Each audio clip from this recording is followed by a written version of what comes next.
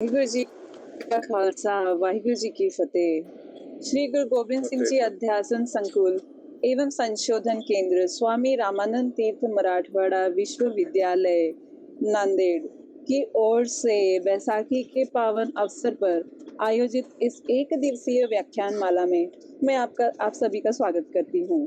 आज के इस व्याख्यान में हमें कार्यक्रम के अध्यक्ष के रूप में प्राप्त सरदार लड्डू सिंह जी महाजन सर, माजी अध्यक्ष तख्त सचखंड श्री हजूर साहिब अबचल नगर नांदेड़, प्रमुख उपस्थिति के रूप में प्राचार्य डॉक्टर वसंत भोसले सर, व्यवस्थापन परिषद सदस्य स्वामी रामानंद तीर्थ मराठवाड़ा विश्वविद्यालय नांदेड़, प्रमुख वक्ता के रूप में डॉक्टर मंजीत कौर, गुरबाणी चिंतक तथा सचिव श्री गुरु गोबिंद सिंह जी स्टडी सर्कल जयपुर राजस्थान से प्राप्त हुए हैं। अब मैं आज के व्याख्यान माला के आयोजक डॉक्टर दीपक शिंदे सर से निवेदन करूंगी कि वह इस व्याख्यान पर प्रकाश डालें। धन्यवाद। सबको प्रणाम। वाहिगुरु जी का खालसा वाहिगुरु जी। स्वामी रामानंद तीर्थ मराठवाड़ा विश्वविद्यालय की ओर से श्री गुरु गोबिंद सिंह जी अध्यासन संकुल और संशोधन केंद्र की शुरुआत की गई है। यहाँ पर श्री गुरु गोबिंद सिंह जी के पावन नगरी में श्री गुरु गोबिंद सिंह जी के नाम एक रिसर्च सेंटर शुरू किया जाए, इस बहुत देर से डिमांड थी। इसमें सरदार लड्डू सिंह जी महाजन साहब ने सबसे आगे आकर विश्वविद्यालय को इस काम को लगाया और हम सब ने मिलकर यहाँ पर ये रिसर्च सेंटर शुरू किया। ये रिसर्च सेंटर दुनिया में सबसे हटके अलग बनाने के प्रयास हमारे विश्वविद्यालय के माननीय कुलपति डॉक्टर भोसले सर कर रहे हैं। यहाँ पर विशेष करके रिसर्च करने का सबसे इम्पोर्टेंट काम हम करने वाले हैं। इस केंद्र की ओर से हर महीने में एक व्याख्यान का आयोजन हम आयोजित कर रहे हैं। पिछले 3 व्याख्यान अभी तक हो चुके हैं। चौथा व्याख्यान आज डॉक्टर मंजीत कौर मैडम का हमने आयोजित किया है। काफी दिनों से हम डॉक्टर मंजीत कौर मैडम से संपर्क में थे कि वे हमसे जुड़े। इस केंद्र की ओर से विश्व में जहाँ जहाँ पर रिसर्च चल रहा है उन सभी को जुड़ाने का काम हम कर रहे हैं और इस कड़ी में आप सभी लोगों का हमें सहयोग मिलेगा ऐसा विश्वास में आज इस समय व्यक्त करता हूँ। इस व्याख्यान के लिए उपस्थित सरदार लड्डू सिंह जी महाजन, सरदार परमवीर सिंह, गुरबचन सिंह जी, रविंदर सिंह मोदी, डॉक्टर वसंत भोसले सर, सभी जुड़ने वालों का मैं स्वामी रामानंद तीर्थ मराठवाड़ा विश्वविद्यालय की ओर से हार्दिक स्वागत करता हूँ और इस कड़ी को आगे जारी रखने के लिए समर्पित को माइक हैंड ओवर करता हूँ। धन्यवाद सर। अब मैं आज के व्याख्यान के अध्यक्ष के रूप में प्राप्त सरदार लड्डू सिंह जी महाजन सर से निवेदन करूंगी कि वह इस व्याख्यान पर प्रकाश डालें।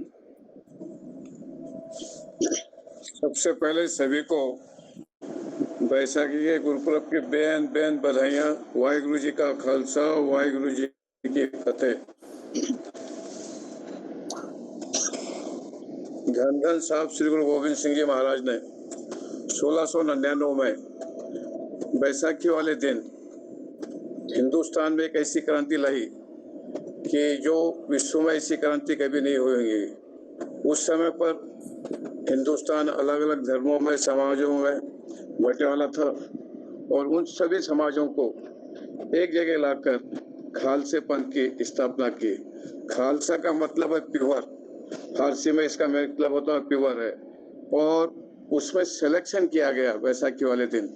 हजारों के रूप में संगत इकट्ठा हुई केसगढ़ साहब में और उसमें से सिलेक्शन हुआ जो धर्म के नाम पर, समाज के नाम पर कुर्बानी कर सकता है वो आगे आए। ऐसे 5 लोग अलग अलग समाज के, अलग अलग धर्म के, भाई दयाराम जी, भाई धर्मदास जी, हिम्मत राव जी, मोहकम चंद जी, साहब चंद जी, ये सब 5 लोग आए आगे और इनको गुरु महाराज ने 10वें पातशाह ने अपने हाथ से अमृत प्रचार कर कर उनको छकाया और उनको खालसा बनाया।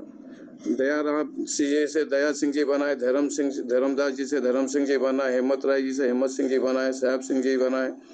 और ये अलग अलग जातों के, धर्मों के, कोई खत्री था, कोई जाट था, कोई छिंबा था, कोई नाई था, जो नीची जातियां थी जिसको उस समय में समाज से दूर रखा जाता था, इन सभी को एक इसमें लाने की सबसे बड़ी अगर क्रांति कोई हिंदुस्तान में हुई होंगी, मैं समझता हूँ ये 1699 में हुई। और वो आज कम से कम 322-23 साल हो रहे हैं और ये पूरे विश्व में, पूरे दुनिया में खालसा पंथ चल रहा है और चलाया जाएगा। इस शुभ अवसर पर विश्वविद्यालय की ओर से, अध्यासन केंद्र की ओर से हमारे जो समन्वयक है दीपक सिंधे जी, उन्होंने एक उपराला शुरू किया हमारी कमेटी ने कि अध्यासन के जो गुरु ग्रंथ साहब जी पर ज़्यादा से ज़्यादा प्रचार प्रसार हो और ये चेयर ऐसी चेयर बने कि जो हिंदुस्तान में नहीं पूरे दुनिया में एक धर्म के नाम पर, मानवता के नाम पर, इंसानियत के नाम पर प्रकाश डाले और इसका प्रचार प्रसार करे। उसके लिए दीपक जी का, सभी का, वक्ताओं का शुभकामनाएं, हार्दिक बधाई। भूल चूक हो गई मैं तो माफ़ी चाहता हूँ। वाहिगुरु जी का खालसा, वाहिगुरु जी की फतेह। धन्यवाद सर। आज के व्याख्यान में प्रमुख उपस्थिति के रूप में प्राप्त हुए प्राचार्य डॉक्टर वसंत भोसले सर, इनसे मैं निवेदन करूंगी कि वह इस व्याख्यान के बारे में मार्गदर्शन करें।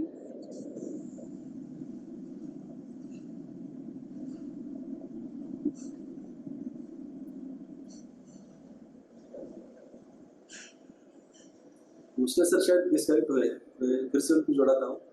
मैडम शुरू कर दीजिए, बाद में लास्ट में उनसे बात। Okay sir.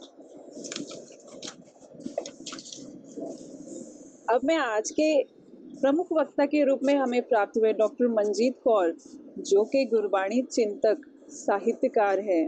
इन्होंने अपनी पीएचडी गुरु ग्रंथ साहिब जी में दर्ज शेख फरीद जी के बाणी पर की है तथा 5 पुस्तकों का लिखान किया है। गुरबाणी पर आधारित फिल्म में भी अपने ज्ञान का योगदान कर रहे हैं। डॉक्टर मंजीत कौर एक प्रभावशाली वक्ता तथा एडिशनल सेक्रेटरी के रूप में श्री गुरु गोबिंद सिंह जी स्टडी सर्कल जयपुर राजस्थान में कार्यरत हैं। मैं मैडम से निवेदन करती हूँ कि वे व्याख्यान को प्रारंभ करें।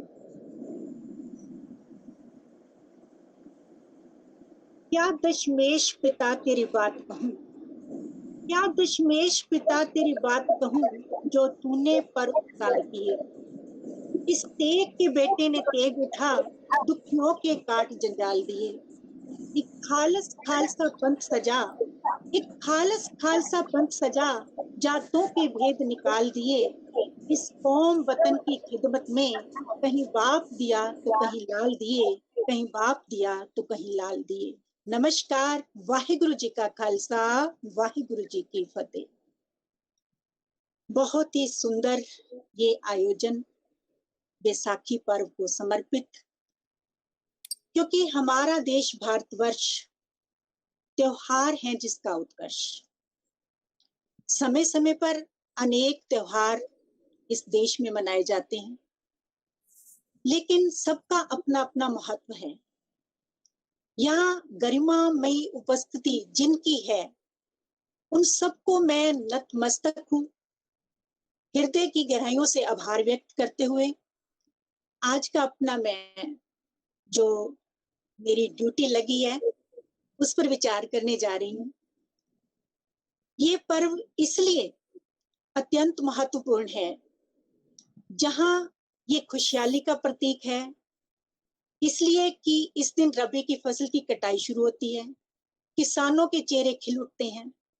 बहुत सारी चीजें इससे जुड़ी हुई हैं, लेकिन सबसे अहम जो है वो है खालसा सृजना दिवस के रूप में। खालसा पंथ की जो ये सृजना हुई है, ये वो पावन दिन है।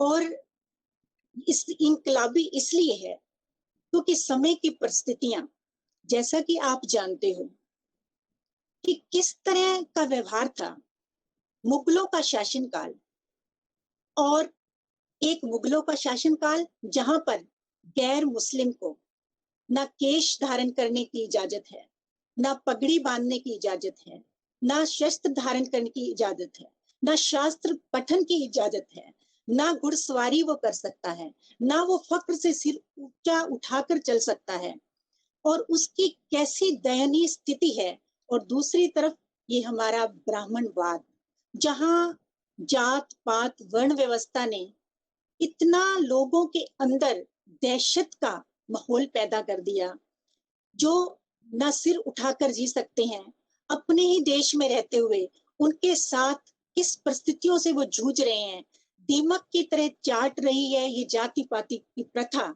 ऊंच नीच का ये भेदभाव। लेकिन गुरु पातशाह ने इन्हीं के लिए क्या कहा, ये केश भी रखेंगे, ये सिर पर पगड़ियां भी सजाएंगे, और ये शस्त्र विद्या भी लेंगे, और ये शास्त्र भी पढ़ेंगे, ये सब कुछ करने के लायक हो जाएंगे इनके, क्योंकि सारी कौम को योद्धा बनाना ये पहली शर्त थी। और गुरु पातशाह ने, गुरु गोविंद सिंह जी ने इसे सबसे पहले आत्मसात किया। जो लोग कहते थे हम तो तोलन जाने तकड़ी, नंगे कर्द कभी नहीं पकड़ी, चिड़ी उड़े तो हम डर जाएं, मुगलों से कैसे लड़ पाए, ये दशा थी उस समय के लोगों की। तो गुरु पातशाह ने ऐलान कर दिया था, चिड़ियों से मैं बाज तुड़ाऊं, गिदड़ों से मैं शेर बनाऊं, 1.25 लाख से एक लड़ाऊं, तबे गोविंद सिंह नाम कहूं। और ये शक्ति जो भरी बाणी और बाणा, ये दो चीजें थी, ये आधार स्तंभ थे जिनकी बदौलत इतने फक्र से वो केशगढ़, उस स्थान को ही, तख्त साहिब को भी नाम केशगढ़ दे दिया, तुम केश रखने की क्या इजाजत नहीं दोगे। और गुरु पातशाह ने जो जो उनका त्याग है, जो बलिदान है, ये इनकलाबी पर्व इसलिए है जब उन्होंने इतनी सारी संगत, ये नहीं कि वैसाखी का पर्व पहले नहीं मनाया जाता था, बहुत पुराना पर्व है, ये मनाया जाता था। गुरु अमरदास जी के समय में भी बहुत सारी संगतों का की एकत्रता इस दिन जो है गोविंदवाल साहिब में होती थी। उसके बाद अमृतसर में एकत्रता होनी शुरू हुई, चौथे पातशाह के समय, पांचवें पातशाह के समय, छठे पातशाह के समय, ये चलती रही। लेकिन आनंदपुर जो नगरी गुरु तेग बहादुर साहिब जी ने बसाई, उस आनंद के सागर में, उस प्यारी नगरी में जहां आनंद ही आनंद है, वो किसकी बदौलत है, उस अकाल पुरख की वो जो पावन बाणी है, जिसके लिए कहा गया है दुर की बाणी आई तिन सगली चिंत मिटाई, सारी चिंताओं से मुक्त करने वाली पावन बाणी का जहां प्रवाह चलेगा। और फिर इस बाणी को ही उसका केंद्र बिंदु बनाकर जब गुरु पातशाह ने, आप जैसे बहुत ही सत्कार योग हमारे जो सचखंड तख्त साहिब के जो बहुत मुखी हैं और इतनी सेवा निभा रहे हैं, उनसे आप सुन रहे थे कि किस तरह से वो 5 जो प्यारे चुने गए, इतनी एकत्रता, गुरु पातशाह ने ये एकत्रता विशेष आयोजन जो किया बैसाखी वाले दिन 13 अप्रैल 1699 के दिन, तो गुरु पातशाह ने जब दीवान की समाप्ति हुई और समूची संगत के सामने आज एक विचित्र रूप में गुरु साहिब को लोगों ने देखा, उस संगत ने देखा, जब नंगी कृपान लेके, तलवार लेके, और इतने जोश में भर के गुरु साहिब ने कहा कि आज मुझे एक सिर की जरूरत है। ये वही, ये परम लक्ष्य था जिसे गुरु नानक पातशाह ने पहले ही ऐलान कर दिया था, जाओ तो प्रेम खेलन का जाओ, सिर धर तली गली मेरी आओ, इत मार्ग पैर धरी जय, सिर दीजय कांड ना कीजय। अगर सचमुच प्रेम के मार्ग को अख्तियार करना है, इस मार्ग पर चलना है, तो प्राणों का मोह त्यागना पड़ेगा, सिर का मोह त्यागना पड़ेगा, इसको तली पर रखकर आना पड़ेगा, तभी वो प्रेम का मार्ग, कहते हैं शीश देने से भी अगर वो प्रेम हासिल हो जाए तो भी सस्ता सौदा जानो। तो गुरु पातशाह के उन्हीं सिद्धांतों को, जो गुरु पातशाह ने कहा था ना, नीचा अंदर नीच जात, नीची हूं अत नीच, नानक तिनके संग साथ बढ़िया सो क्या रीस, जिथे नीच संभालियन उथे नदर तेरी बख्शीश। कहते नीचे से नीचे समझे जाने वाले, परमात्मा ने किसी को नीचा ऊंचा नहीं बनाया, उसने सबको एक सा बनाया है। वो सबका पिता है, उसके सब प्यारे बच्चे हैं। ये जो हमने ये वर्ण पाठ है, जो जाति पाति का भेदभाव है, ये सब लोगों के बनाए हुए हैं। लेकिन गुरु पातशाह ने कहा कि इन नीच कहे जाने वालों की जहाँ सार संभाल होती है, उनसे ही मेरा प्यार है, उनसे ही मेरा लगाव है। और जहाँ इनकी सार संभाल होती है, परमात्मा की नदर, उसकी बख्शिश वही सबसे ज्यादा होती है। उसकी रहमतें आठों पहर बरस रही हैं, लेकिन मनमुक्ता के कारण और अहंकार के कारण ये हमारा हृदय रूपी बर्तन ही उल्टा पड़ा है। इसलिए उसकी रहमत की कोई कणी, कोई बूंद जो है उसमें समा नहीं पा रही है। तो गुरु पातशाह, गुरु कलगीधर पातशाह ने, जब सिद्धों ने गुरु नानक देव जी से सवाल किया था कि हमारा आई पंथ है, 12 पंथों में से सबसे सर्वोत्तम जो माना जाता है, तो गुरु पातशाह ने कहा था कि तुम्हारा आई पंथ है, तुम्हें मुबारक है। लेकिन उन्होंने सवाल किया कि आपका पंथ, आपकी जाति कौन सी है? तो गुरु पातशाह ने गागर में सागर भरने वाली बाणी है गुरु नानक पातशाह की, कहते आए पंथी सगल जमाती, सबको अपनी जमात, अपनी श्रेणी, अपने जैसा मानना, यही हमारी जाति है, हमारी और कोई जाति ही नहीं है। और फिर मन जीते जग जीत, आई पंथी सगल जमाती, मन जीते जग जीत। तुम सारे विश्व पर विजय प्राप्त कर लो, आकाश पताल भी अपनी मुट्ठी में कर लो, लेकिन जब तक आपने मन को नहीं जीता, मन पर अगर आपका कंट्रोल नहीं है, तो आप विकारों में ग्रसित हो जाओगे। मन जीते जग जीत का सिद्धांत, ये ना कोई तोप तलवार की लड़ाई थी, ये ना बम के गोलों की लड़ाई थी, ये थी सिद्धांतों की लड़ाई। और जिसने मन पे विजय पाली, मान लो उसने विश्व को ही जीत लिया। तो गुरु पातशाह आज फिर भरी सभा में, कहते हैं करीब करीब इतिहासकार लिखते हैं 80,000 की संगत उस दिन एकत्र हुई थी आनंदपुर साहिब में। कितना बड़ा प्रचार की ये मुहिम थी जो गुरु पातशाह ने उस समय, जब ये ऐसे कोई साधन नहीं थे जो आज हमारे पास इतने साधन है, आज हम इतनी दूर बैठती हुई रूबरू होकर बात कर रहे हैं, ये साधन नहीं थे। लेकिन फिर भी गुरु पातशाह के पास कौन सी वो एक इतनी महान शक्ति थी, जो बल था, जो सच्चाई की वो पावर थी, जो त्याग का जज्बा था, उसकी बदौलत ये सब एकत्र हुए। और गुरु पातशाह ने फिर कहा, है कोई सिंह बेटा जो करे शीश बेटा, जल्दी जल्दी आओ ना देर तुम लगाओ। तो उस समय उस भरी हुई संगत में से सब भाव विह्वल हो उठे, सब हैरान थे कि आज गुरु साहिब को क्या हो गया है। लेकिन कुछ लोग तो कहते हैं भाग के माता जी के पास पहुंच गए थे कि गुरु साहिब ये कर क्या रहे हैं।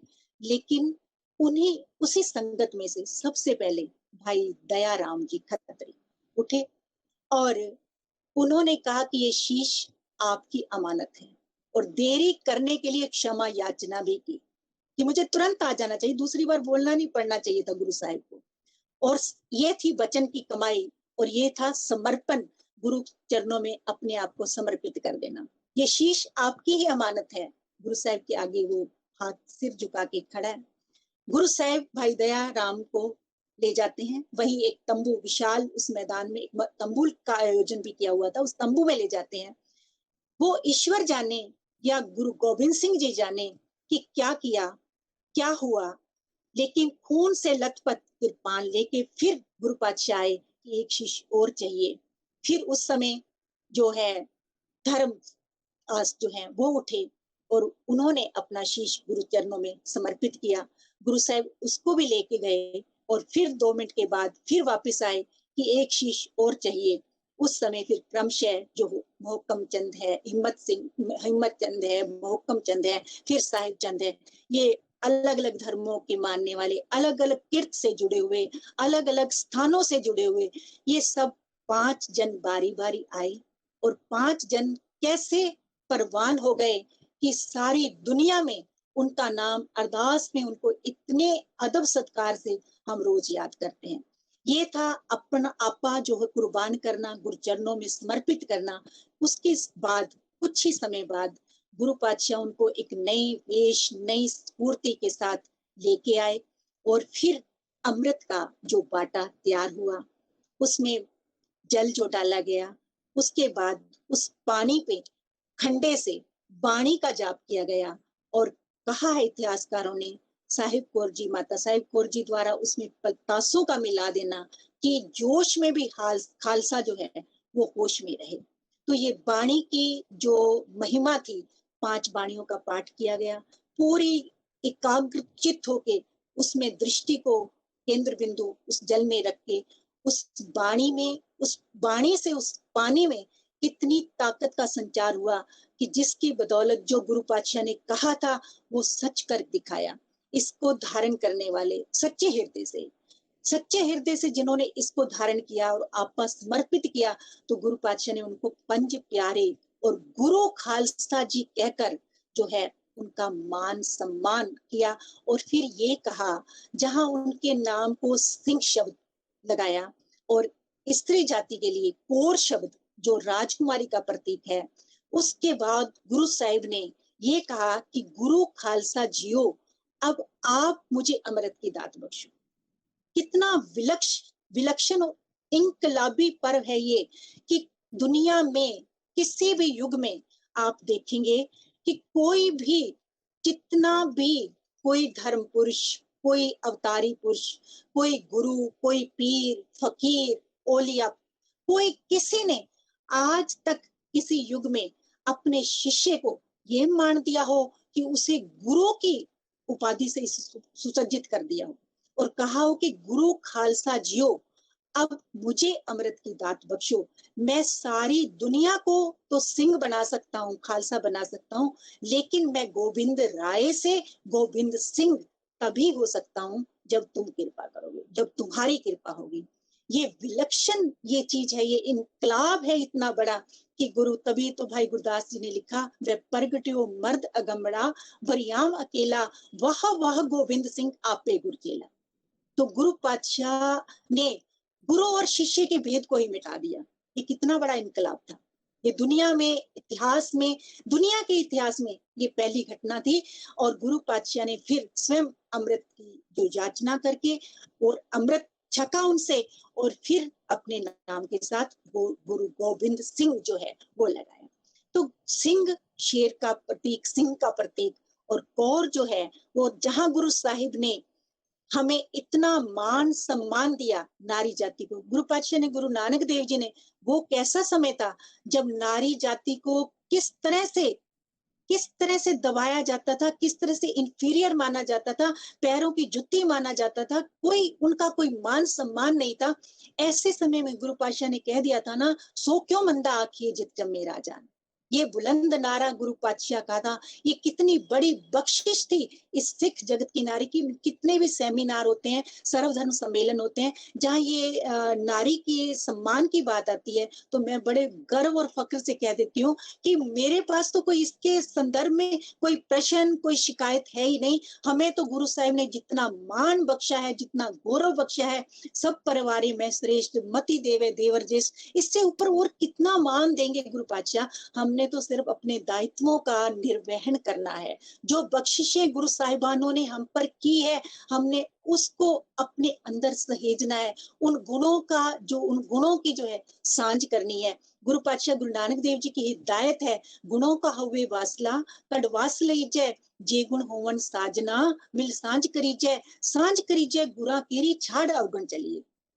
अवगुणों को छोड़ते जाओ, क्योंकि संसार में कोई भी व्यक्ति ऐसा नहीं है जिसमें कोई गुण ना हो, और यकीन मानो कोई व्यक्ति ऐसा भी नहीं है जिसमें कोई अवगुण ना हो। इसलिए अवगुणों को छोड़ते जाओ। हमारी फितरत क्या है, इंसानी फितरत क्या है कि हम दूसरों के दोष अवगुण देखते रहते हैं और उनका ही संग्रह करते रहते हैं। ये फितरत है इंसानी। तो सूझवान कहते हैं, तो दूसरों के गुनाहों को बेनकाब न कर, ईश्वर देखता है तू हिसाब न कर, कर्मी कर्मी होए विचार, सच्चा आप सच्चा दरबार। कि सबके कर्मों का लेखा जोखा करने वाला वो परमात्मा है ना, तो किन हिसाबों में पड़ गया है? तो अपने गिरेबान में ये तो फरीद जी बड़ा प्यारा कहते हैं, फरीदा ये तो अकल लतीफ काले लिखना लेख, अपने गिरेबान में सिर नीवा कर दे। और सचमुच तू अगर अकल वाहिगुरु ने तुझे बुद्धि बख्शी है, तू अपने गिरेबान में झांकना शुरू कर, क्योंकि बाहर जितना झांकेगा, बाहर के अवगुण देखेगा, दूसरों के अवगुण देखेगा और उनका संग्रह करता जाएगा। बस तेरी ये फितरत बन जाएगी। और पहले, क्योंकि अपने चितना आवे जाका आदिनांत, जिनका आदि अंत नहीं है, वो अवगुण हमें अपने तो नजर आते नहीं है। इसलिए जब तक ये इसलिए कहा है, बंदे खोज दिल हर रोज ना फिर परेशानी माए।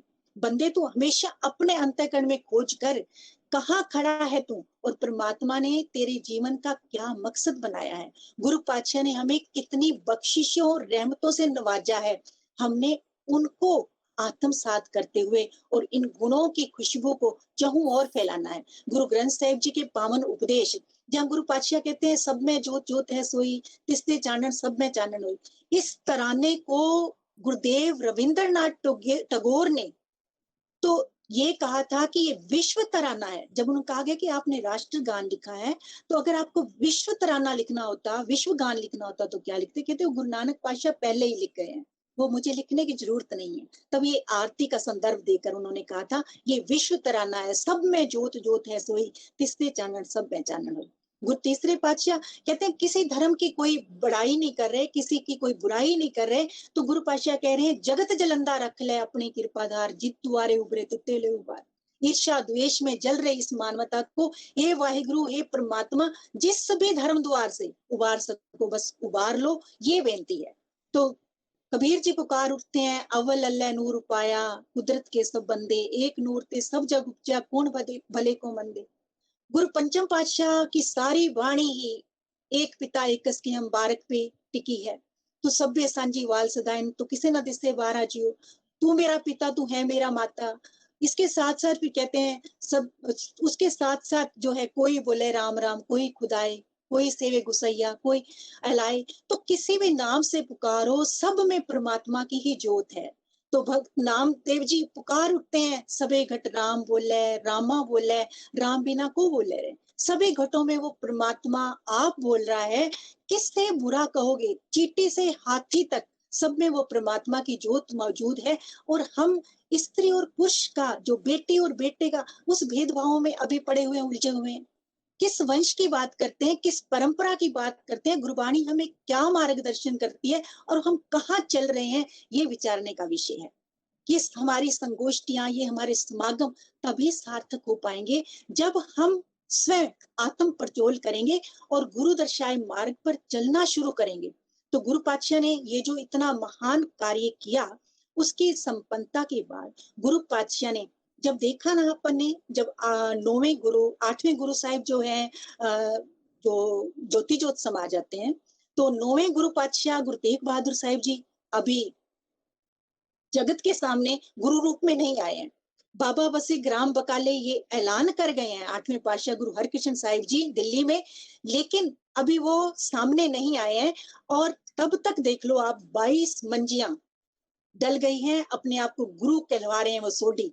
तो सच्चे गुरु की पहचान जो है वो बहुत जरूरी है। अकली साहिब सेवी है, अक्ल से साहिब को सेवना है, अक्ल से दान करना है और गुरु पातशाह की दर्शाए मार्ग पर चलना है। जब जो मक्खन शाह लुबाना ने फिर ये पहचान की सच्चे गुरु की, लाधोरे गुरु लाधोरे, जिनका जहाज डूबता हुआ बचाया था गुरु तेग बहादुर साहिब जी ने, फिर गुरु साहिब जी गुरता गद्दी पर विराजमान हुए हैं। और 9 वर्ष की उम्र है बाल गोविंद राय की, अनंतपुर साहिब में जब औरंगजेब से इतने दुखी हुए, वो पंडित, कश्मीरी पंडित आचार्य कृपाराम की अगुवाई में शरण में आते हैं गुरु तेग बहादुर साहिब जी की। 9 वर्ष का बालक उनकी व्यथा को सुन के गुरु पिता को कह रहा है कि, पूछा था ना गुरु साहिब ने, और फिर बताया था कि किसी को अपना सिर जो है वो देना पड़ेगा। 9 वर्ष का बालक गोविंद राय उस समय अपने पिताजी को कह रहे हैं, बेशक मैं अनाथ हो जाऊं लेकिन इनकी बाह पकड़ो। और गुरु साहिब ने जाकर दिल्ली की चांदनी चौक में बलिदान दिया। 4 जिगर के टुकड़ों को गुरु पातशाह ने 2 जंगे मैदान में अपने हाथों से तैयार करके और मैदाने जंग में भेजा। और गुरु पातशाह ने तो 1.25 लाख से एक लड़ाने वाली बात कही, तो गुरु पातशाह ने उसको अपने यहाँ से करके दिखाया और एक निशानी नहीं रखी। 2 बच्चों को, 2 लालों को सरहद की दीवारों में चिनवा कर कौमी महल को जो बुलंदी दी गुरु पातशाह ने, तो इस महल के नीचे कितना उसके बाद कितनी शहादतें हुई। तो ये केवल खालसा जो है आध्यात्मिकता और जो है भौतिक उन्नति का एक प्रतीक है। और मानवतावादी दृष्टिकोण इसका सबसे सटीक दृष्टिकोण है। सब में उसकी जोत पहचानते हुए गुरु पातशाह ने कह दिया था ना, जो हिंदू तुर्क कोई राफजी इमाम साफी, मानस की जात सब एक को पहचान वो। और सब जब उनको सरदारी दी ना, तो बड़े मान से फक्र से कह दिया था कि इन्हीं को सरदार बनाओ, इन्हीं को, जिनको कोई पूछता नहीं है, मैं इनको सरदारियां दे जाऊंगा। तब ये जो है हमारी सरदारी को याद रखेंगे कि बादशाह कहते हैं ना कि तख्त पर वही बैठे जो तख्त पर बैठने के योग्य हो। ये नहीं जो अधिकार मिले, जो ऐसा कुछ मिला तो अपनी उसका दुरुपयोग शुरू कर दे। तो गुरबाणी हर कदम पर मार्गदर्शन करती है। तो गुरु पातशाह ने उस सभी चीजों को मद्देनजर रखते हुए फिर ऐलान किया, ज्योति जोत समाने से पूर्व आज्ञा भई अकाल की, तबे चलायो पंथ, सब सिखन को हुक्म है गुरु मान्यो ग्रंथ। गुरु ग्रंथ जी मान्यो, प्रगट गुरा की दे, जो प्रभु को मिल वो चाहे, खोज शब्द में ले।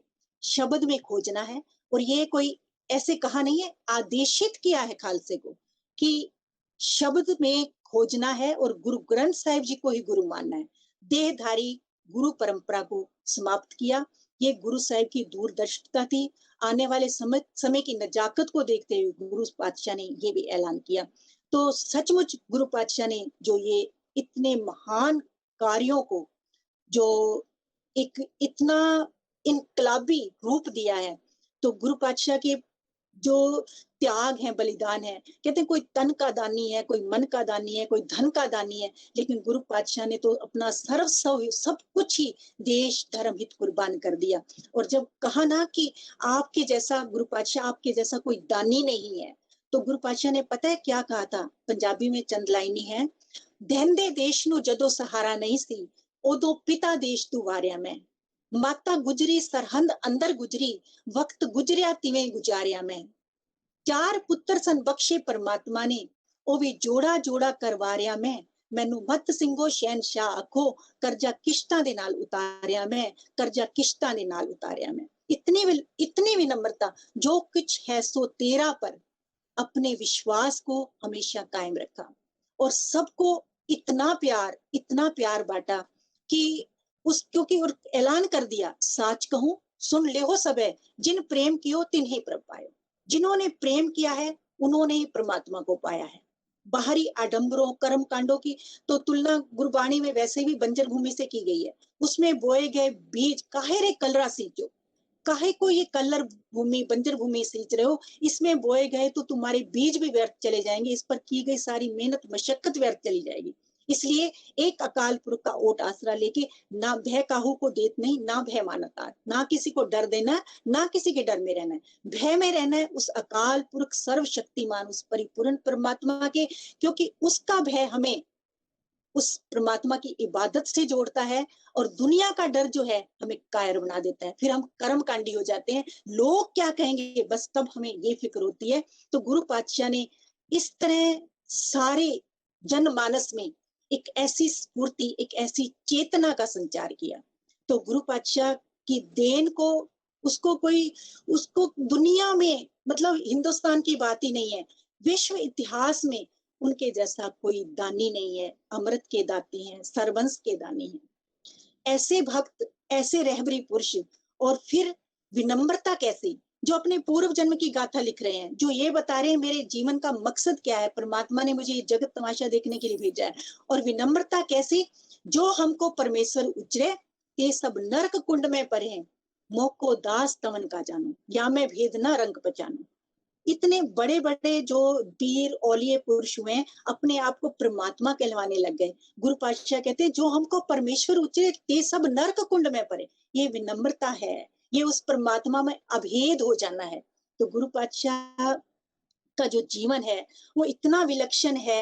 गुरु पातशाह ने जो हमें जो ये दातें बख्शी हैं, जो ये पंज प्यारे हैं, उनके नाम की भी इतनी सार्थकता है।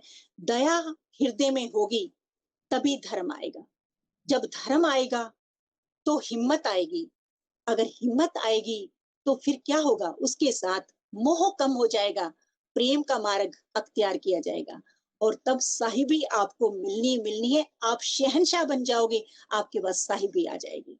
तो हर एक चीज में एक बहुत सार्थकता है। हमने और हमारे जो ये 5 विकार है ना, वो रूपांतरित होने शुरू हो जाते हैं इस वाणी और वाणी के सदके। हमें हर समय वो परमात्मा हमारे हमें हाजिर नाजिर दिखेगा, तो क्योंकि सतगुरु जागता है देव, तो हम बुरे कामों से, पाप कर्मों से स्वतः ही बच जाएंगे।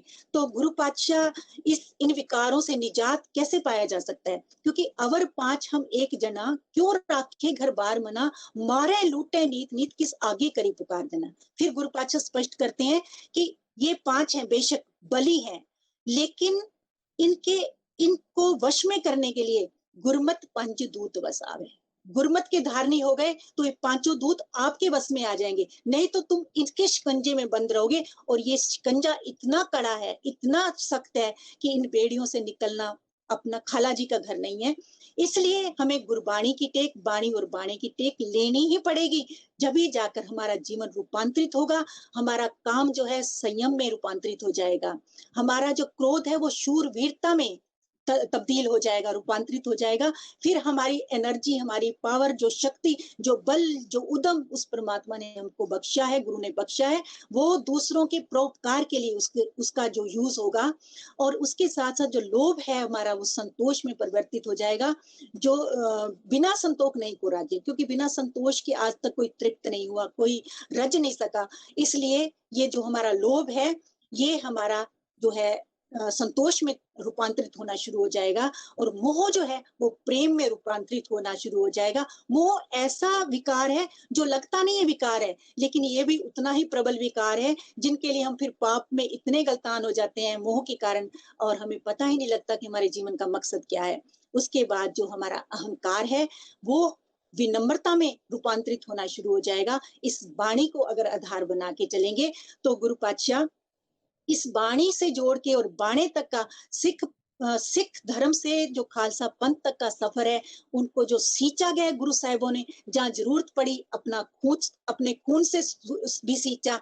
और जो तलवारें छठे पातशाह ने मीरी और पीरी की धारण की, उससे पहले पंचमे पातशाह ने, गुरु अर्जन देव जी ने बड़ी विनम्रता से, शांतमय ढंग से शहादत दी है। लेकिन जब शांति के सारे मार्ग बंद हो जाएं, तो गुरु पातशाह गुरु गोविंद सिंह जी कह रहे हैं कि तब तलवार उठा लेना जायज है और धर्म का ही एक अंग है। तो उस समय गुरु पंचम पातशाह ने भी कहा था, बेटा अपने छठे जो गुरु साहिब हुए हैं, गुरु हरगोविंद साहिब जी, उनको कहा था, हम बहुत ही शांतमय ढंग से शहादत देने के लिए जा रहे हैं, लेकिन अगर इस शांतमय ढंग से शहादत के बाद भी इन मुगलों की जो एक तासीर जमीर नहीं बदले, तो समझ लेना कि तलवार उठाने का समय आ गया है। और मीरी और पीरी की दो तलवारें गुरु साहिब ने धारण की, और उसका एक बहुत ही जो एक प्रज्वलित रूप अपन देखते हैं, वो दसम पातशाह के समय में देखते हैं। और गुरु पातशाह ने जितने महान कार्यों को अंजाम दिया, गुरु पातशाह ने जितने इतनी छोटी उम्र में जितने कार्यों को अंजाम दिए, उस अकाल पुरख की ओट रहमत सदके। और सब कुछ मुमकिन हो सकता है जब हम सिर्फ एक अकाल पुरख का आसरा, सिर्फ एक अकाल पुरख का लेकर रहेंगे, चलेंगे, और उस परमात्मा की बख्शे हुए गुणों की सांझ डालेंगे, और सारी मानवता में जब उस परमात्मा की जोत को पहचानने लगेंगे, तब ये सब कुछ मुमकिन हो जाएगा। और जो कहा है राज करेगा खालसा, तो वो खालस के लिए कहा है। केवल सिख हो जाने से कोई खालसा नहीं हो जाता।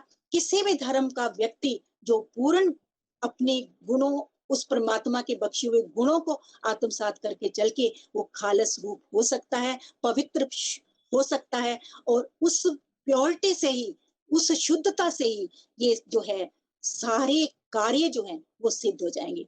अंत में एक छोटी सी अपनी कविता आज इसी संदर्भ में, कि हमें किस तरह से जीना है, उसके संदर्भ में चंद लाइनें मैंने लिखी हैं, तो मैं आपसे साझी कर लेती हूँ।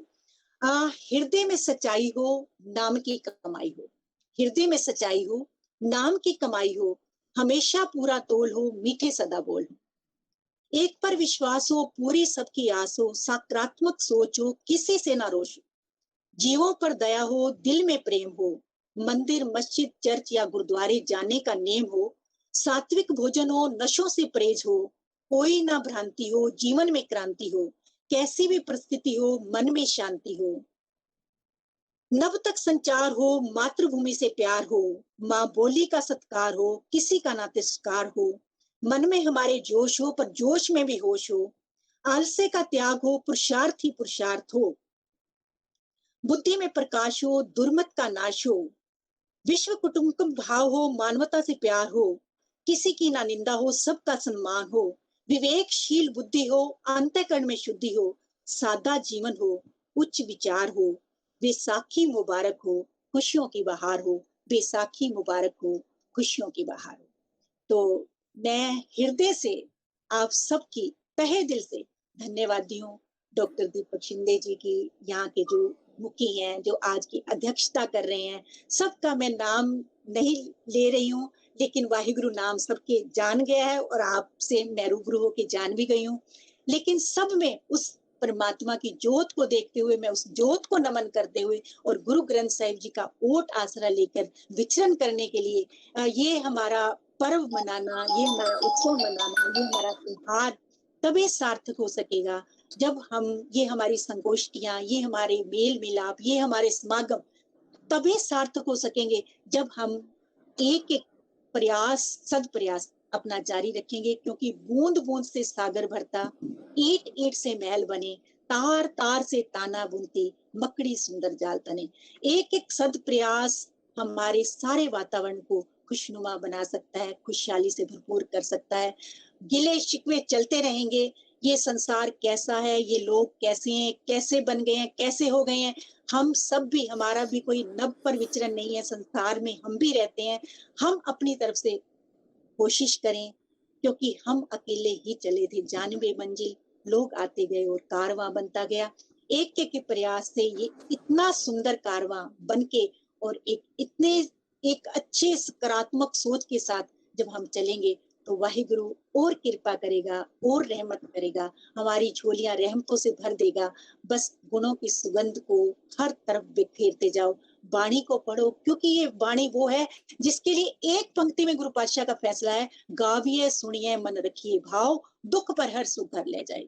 सभी दुखों से, चिंताओं से मुक्ति हो सकती है। चिंतन करें, चिंता नहीं करें, उस परमात्मा को हमेशा अपने अंग संग जाने, गुरु को हमेशा अंग संग हाजिर नाजिर जाने, तो हम बहुत सारे पापों से, बलुष्ताओं से, बुराइयों से स्वतः ही बच जाएंगे।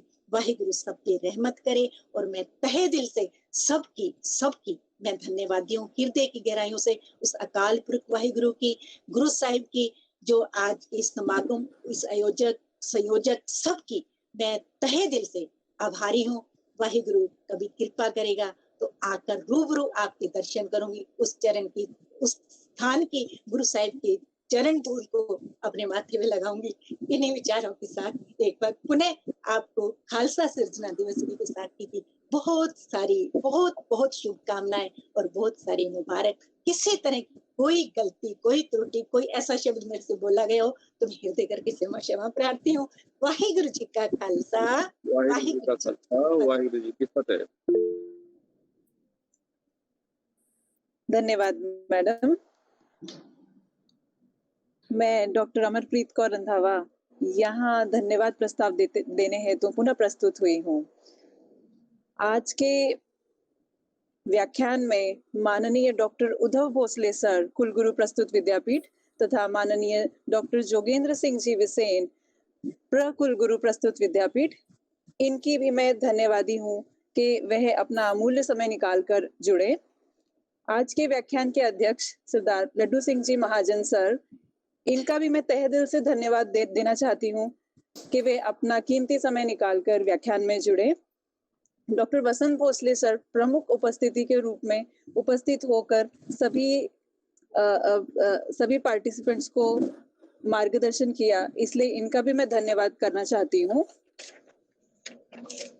तथा हमारे प्रमुख वक्ता डॉक्टर मंजीत कौर, इनकी भी मैं बहुत बहुत आभारी हूँ जिन्होंने हमें मार्गदर्शित किया। Doctor Paramvir Singh ji Patiala, doctor Gurbachan Singh ji, Ravinder Singh ji Modi, doctor Deepak Pansakar sir, Paramjot Singh ji Chahal sir, doctor Shobha Sursure, doctor Aparna Deshpande, doctor Ujjwala Sadavarte, doctor Shivaji Sontakke, doctor Paraminder Kaur Mahajan madam, Sardar Harbans Singh ji Vasrikar, इन सभी का मैं तहे दिल से आभार प्रकट करती हूँ कि उन्होंने अपना कीमती समय निकालकर यहाँ पर हमारे व्याख्यान में आज भाग लिया तथा सभी participants, technical team, advisory committee का भी मैं आभार व्यक्त करती हूँ। वाहिगुरु जी का खालसा, वाहिगुरु जी की फतेह। धन्यवाद। बहुत बहुत धन्यवाद मैडम। काफी प्रयासों के बाद आज ये योग आ गया है। आपके बहुत बहुत धन्यवाद। आपका सबका बहुत बहुत धन्यवाद। तो हम कभी ऑफलाइन में यहाँ बुलाएंगे, तब आप आइए। सभी का आभार, धन्यवाद कहते हुए मैं ये मीटिंग यहीं पे समाप्त करता हूँ। महाजन साहब, आपको कुछ बोलना है? मैडम से बात करनी है?